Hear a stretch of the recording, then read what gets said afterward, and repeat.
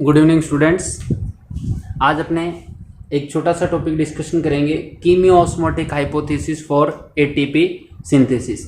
ये कीमियोऑस्मोटिक हाइपोथेसिस जो ATP synthesis से रिलेटेड है, इस हाइपोथेसिस को देने वाला जो साइंटिस्ट था उस साइंटिस्ट का नेम है पीटर मिशेल। कौन है भी इस हाइपोथेसिस को देने वाला? Peter Mitchell. देखो, ये hypothesis chloroplast and mitochondria both cell organelles में एटीपी सिंथेसिस प्रोसेस को एक्सप्लेन कर रहा है। और ये किस टाइप का हाइपोथेसिस है, एक बार इस डायग्राम को देखें आप लोग। ने इस डायग्राम को ड्रॉ किया है, थाइलेकोइड मेम्ब्रेन ड्रॉ की है। अपने को पता है कि क्लोरोप्लास्ट में जो स्ट्रोमा पार्ट है, स्ट्रोमा पार्ट के अंदर जो मेम्ब्रेनस का सिस्टम था जिसको ग्रेना नेम दे रहे थे, और उसी ग्रेना पार्ट में आप लोगों को थाइलेकोइड्स मिल रहे थे। सैक लाइक स्ट्रक्चर जो थाइलेकोइड थी वो मिल रहे थे। ये अपने को पता है कि थाइलेकोइड्स के जो मेम्ब्रेन है उसके अंदर फोटोसिस्टम सेकेंड, फोटोसिस्टम फर्स्ट यानी फोटोसिस्टम्स प्रेजेंट है।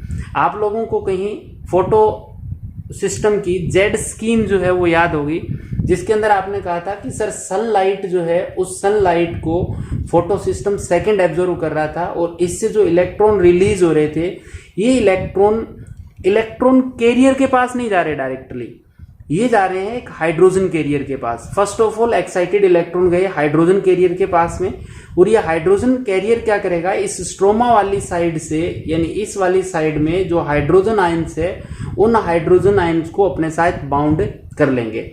यानी इलेक्ट्रॉन्स की वजह से हाइड्रोजन इसके साथ बाइंड हो गए हाइड्रोजन कैरियर के साथ में, और जैसे ये इलेक्ट्रॉन ट्रांसफर हुए इलेक्ट्रॉन कैरियर्स के पास cytochrome B and cytochrome F के पास में, ये जो प्रेजेंट होते हैं इस थाइलेकोइड की इनर मेम्ब्रेन की तरफ। यानी ये कहाँ साइड, कौन सी साइड में? भी इनर मेम्ब्रेन वाली साइड की इनर साइड में होता है, थाइलेकोइड की इनर साइड में। तो ये क्या करेगा, हाइड्रोजन कैरियर जो है वो इन साइड आके इलेक्ट्रॉन्स तो देगा साइटोक्रोम को। तो ऐसी सिचुएशन में जो हाइड्रोजन आयंस है उन हाइड्रोजन आयंस को किस साइड में रिलीज कर देगा? इन साइड में रिलीज कर देगा।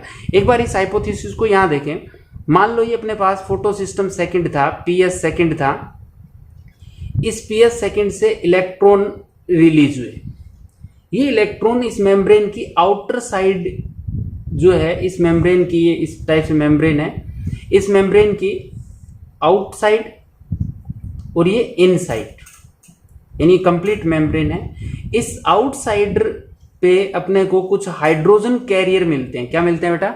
Hydrogen carrier. ये इलेक्ट्रॉन डायरेक्टली किसके पास गए? सबसे पहले हाइड्रोजन कैरियर के पास।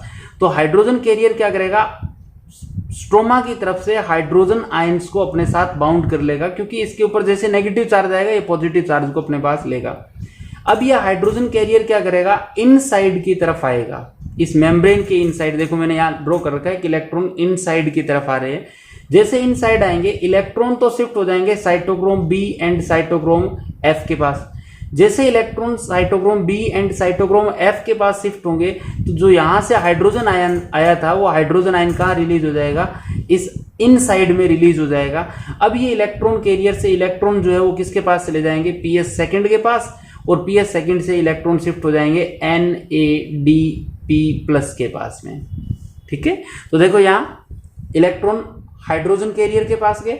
हाइड्रोजन कैरियर क्या करेगा, आउटसाइड से स्ट्रोमा से हाइड्रोजन आयंस को लेगा, और जैसे इलेक्ट्रॉन शिफ्ट होते हैं cytochrome B and cytochrome F के पास जो इलेक्ट्रॉन कैरियर है, तो वैसे ये हाइड्रोजन जो बाहर से आया था उसको रिलीज कर देगा कौन सी साइड में?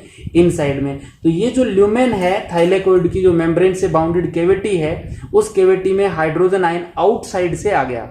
कौन सी साइड से? From stroma part. अब इन इलेक्ट्रॉन्स को जो साइटोक्रोम बी एंड एफ थे वो इलेक्ट्रॉन को शिफ्ट करेंगे फोटोसिस्टम फर्स्ट पे। फोटोसिस्टम फर्स्ट क्या करेगा, इन इलेक्ट्रॉन्स को दे देगा NADP को। किसको दे देगा? NADP को। जैसे NADP को इलेक्ट्रॉन मिलेगा उसी टाइम NADP भी क्या करेगा, इस स्ट्रोमा साइड से हाइड्रोजन आयंस को, यानी ये NADP रिडक्टेज जो है, यहां आप लिख सकते हैं NADPH2 रिडक्टेज एंजाइम जो है, ये रिडक्टेज अपने को स्ट्रोमा वाली साइड में मिल रहा है। तो ये क्या करेगा, इस स्ट्रोमा वाली साइड से हाइड्रोजन आयन को NADP के साथ बाइंड करके फॉर्मेशन किसकी कर देगा? NADPH2 की। तो एक बार इसका आप स्क्रीनशॉट ले लें इतने का, फिर मैं इसको इरेज कर रहा हूं, उसके बाद आगे चलेंगे। हाँ, तो देखें दोनों कंडीशन आ गई। एक तो इस वाली सिचुएशन ने जो हाइड्रोजन कैरियर था, मैं यहां लिख देता हूं हाइड्रोजन कैरियर, हाइड्रोजन कैरियर, ये हाइड्रोजन कैरियर क्या करेगा, हाइड्रोजन को अंदर शिफ्ट करवा रहा था। दूसरा कि जो NADPH2 रिडक्टेज था वो क्या करेगा, स्ट्रोमा पार्ट से हाइड्रोजन आयन को गेन कर लेगा।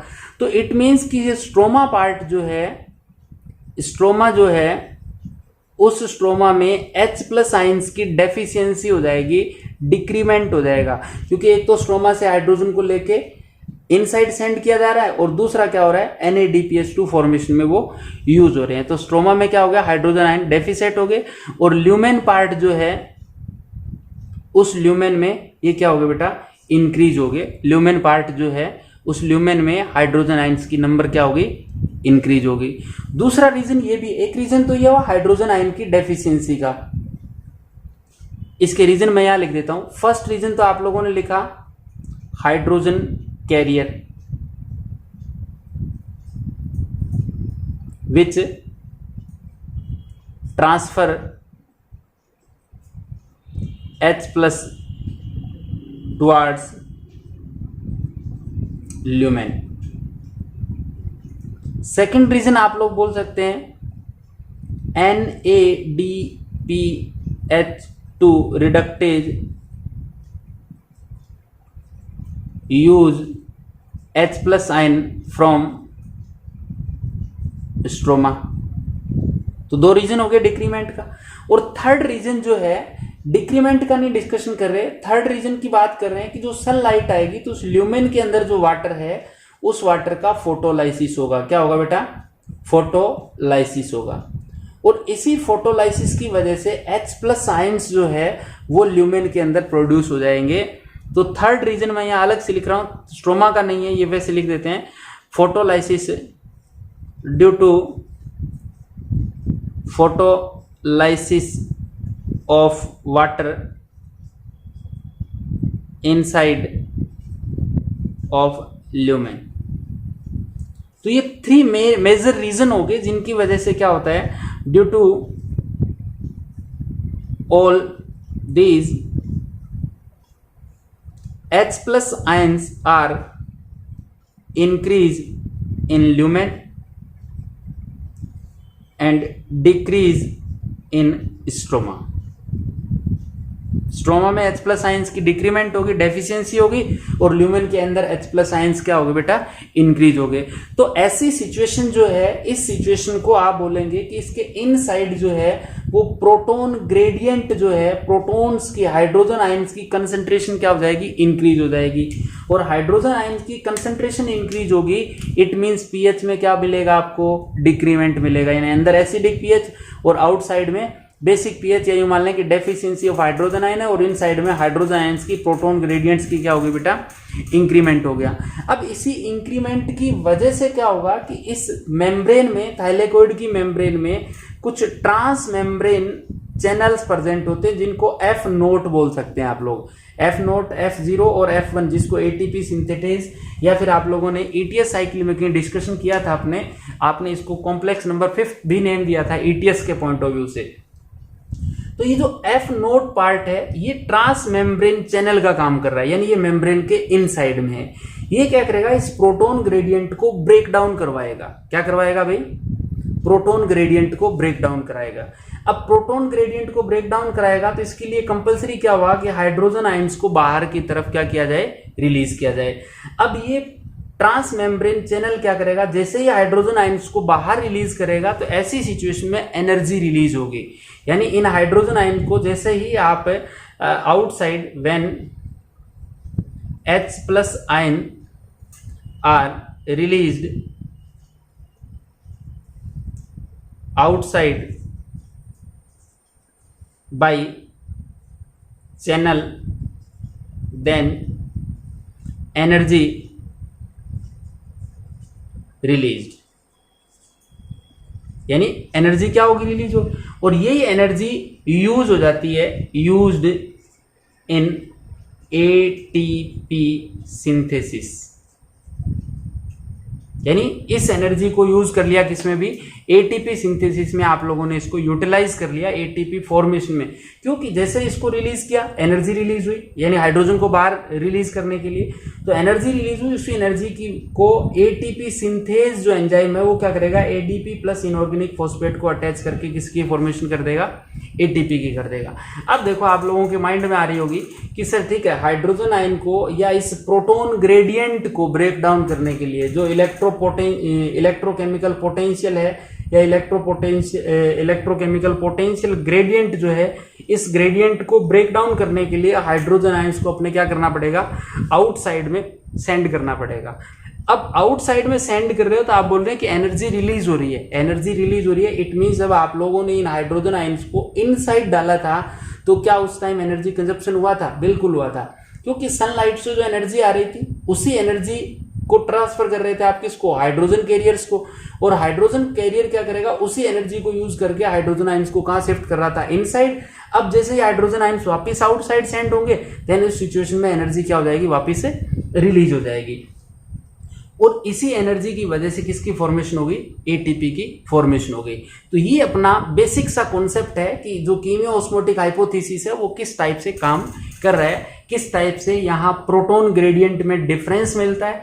देखो क्लोरोप्लास्ट के पॉइंट ऑफ व्यू से बात करें तब तो आप लोगों को थाइलेकोइड की मेम्ब्रेन एंड स्ट्रोमा के अंदर जो है, या ल्यूमेन और स्ट्रोमा के अंदर प्रोटॉन ग्रेडियंट में डिफरेंस मिलेगा, यानी जितने भी हाइड्रोजन आयंस है उन हाइड्रोजन आयंस को जनरली ल्यूमेन में सेंड कर दिया जाता है। ल्यूमेन में हाइड्रोजन आयंस की या प्रोटॉन्स का ग्रेडियंट क्या होता है, हाई होता है, जबकि स्ट्रोमा में क्या होगा, कम होगा। और ये जो पोटेंशियल में डिफरेंस होगा उसी पोटेंशियल डिफरेंस को रिलीज करने के लिए क्या किया कि जो ट्रांस मेम्ब्रेन चैनल्स होते हैं या F node part of complex fifth जो है वो क्या करेगा, इन हाइड्रोजन आयंस को बाहर रिलीज करेगा तो एटीपी सिंथेज क्या करेगा, उस एनर्जी को यूज करके एटीपी की फॉर्मेशन कर देगा from ADP and inorganic phosphate. तो ये तो इसके थाइलेकोइड के सिस्टम में था। अब आप यदि इसमें माइटोकॉन्ड्रिया की बात करें तो माइटोकॉन्ड्रिया में प्रोटॉन ग्रेडियंट डेवलप होता है। मैं यहाँ लिख देता हूँ, इन माइटोकॉन्ड्रिया, इधर लिखता हूँ मैं, in mitochondria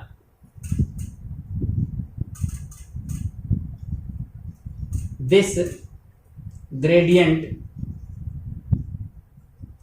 develops in perimitochondrial space, यानी वहां दोनों मेम्ब्रेन्स के बीच का जो स्पेस था उस स्पेस के अंदर ये ग्रेडियंट डेवलप हो रहा था, और यहाँ ग्रेडियंट डेवलप हो रहा है ल्यूमेन ऑफ थाइलेकोइड के अंदर। बाकी डिफरेंस कुछ भी नहीं है, दोनों के अंदर सेम मेथड है। ग्रेडियंट में डिफरेंस आएगा, इस ग्रेडियंट को, इस प्रोटॉन चार्ज को रिलीज करने के लिए क्या करेगा कि जो ट्रांस मेम्ब्रेन चैनल्स होते हैं वो इनको हाइड्रोजन आयंस को बाहर रिलीज करेगा तो एटीपी सिंथेज क्या कर देगा, एटीपी फॉर्मेशन करवा देगा। तो एक बार इसका स्क्रीनशॉट ले, फिर इससे रिलेटेड कुछ एक्स्ट्रा पॉइंट है जो अपने डिस्कशन करेंगे।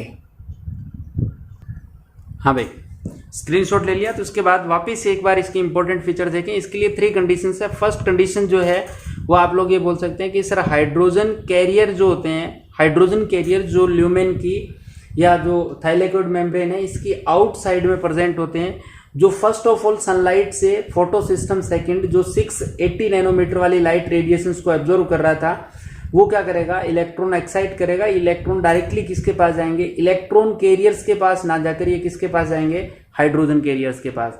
हाइड्रोजन कैरियर इन इलेक्ट्रॉनों को गेन करके, और जैसे ही गेन करेगा वो आउटसाइड से यानी स्ट्रोमा वाली साइड से हाइड्रोजन आयंस को भी अपने साथ बाइंड कर लेगा। फिर ये हाइड्रोजन कैरियर जो है वो क्या करेगा, इन इलेक्ट्रॉन कैरियर्स के पास जाएगा। जैसे जाएगा तो इलेक्ट्रॉन तो इन इलेक्ट्रॉन कैरियर्स पे शिफ्ट हो जाएंगे और हाइड्रोजन आयन जो है वो इनसाइड रिलीज हो जाएगा। इलेक्ट्रॉन कैरियर से जैसे ही इलेक्ट्रॉन फोटो सिस्टम फर्स्ट पे जाएंगे तो NADP रिडक्टेज के पास, और NADPH टू रिडक्टेज क्या करेगा, हाइड्रोजन आयन स्ट्रोमा से यूज करेगा और फॉर्मेशन कर देगा NADPH2 की। तो फर्स्ट रीजन तो ये हुआ कि hydrogen carrier which transfer hydrogen ion towards the lumen.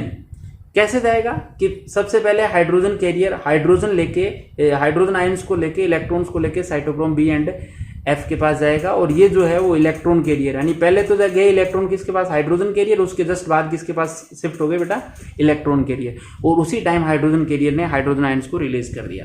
Second reason था कि स्ट्रोमा वाली साइड में हाइड्रोजन आयन की कंसंट्रेशन डेफिसिट क्यों हुई, क्योंकि NADPH2 रिडक्टेज जो है उस थाइलेकोइड मेम्ब्रेन की आउटर साइड में प्रेजेंट होता है, और इस वजह से ये क्या करेगा, आउटसाइड से आउटसाइड से हाइड्रोजन, स्ट्रोमा से हाइड्रोजन ले लेगा, इस वजह से हाइड्रोजन में हाइड्रोजन आयंस की डेफिशिएंसी स्ट्रोमा में। और थर्ड रीजन आप ये भी बोल सकते हो कि जो सनलाइट है उसकी वजह से फोटोलाइसिस ऑफ वाटर होगा, और फोटोलाइसिस ऑफ वाटर जो होगा उसकी वजह से इनसाइड क्या होगा, हाइड्रोजन आयन रिलीज हो जाएंगे, और उसकी वजह से भी इनसाइड हाइड्रोजन आयन की कंसंट्रेशन इंक्रीज, यानी प्रोटॉन ग्रेडियंट डेवलप हो जाएगा, और पीएच में क्या हो जाएगी, डेफिशिएंसी। इसी को रिलीज करने के लिए F0 जो है ट्रांस मेम्ब्रेन चैनल है वो क्या करेगा, हाइड्रोजन आयंस को बाहर रिलीज करेगा। एनर्जी जो रिलीज होगी उससे ADP प्लस इनऑर्गेनिक फॉस्फेट को बाइंड करके ATP फॉर्मेशन हो जाएगी। तो ये अपना कीमियो-ऑस्मोटिक हाइपोथेसिस था जो आपके माइटोकॉन्ड्रिया एंड क्लोरोप्लास्ट दोनों के लिए था, ATP फॉर्मेशन से रिलेटेड। Thank you.